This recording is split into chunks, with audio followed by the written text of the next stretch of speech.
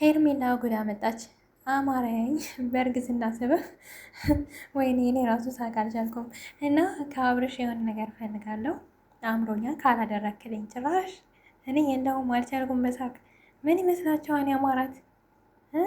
መቼም ብዙዎቻቸው ሰው ሲያደርግዝ ምን ሊያምረው ይችላል? ለየት ያለ ወጣ ያለ ነገሮች ልታስቡ ትችላላችሁ። የሄርሜላ ግን ለየት ያለ ነው፣ ለየት ያለ ነው። ምን ቢያምራት ጥሩ ነው? እንግዲህ ርዕሱ ላይ እንደምታዩትኝ ነው። ሄርሜላ አማረኛ አለችው። አብርሽ በአደባባይ ካላሳየከኝ የእውነት አትወደኝም ማለት ነው ምናምን ብላ እንግዲህ አብርሽ በጣም እየሳቀና ተጨንቆ ነበር። እንደዚህም ነገር አለ እንዴ? በድሮ ሚስቴ በሩታ እንደዚህ አይነት ነገር አላየሁም እያለ በጣም ተገርሞ ነበር።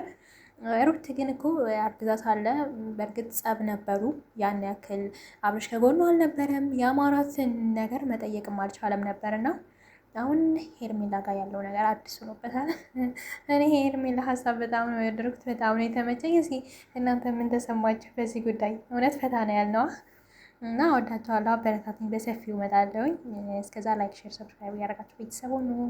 መልካም ጊዜ ይሁንላችሁ። ባይ ባይ።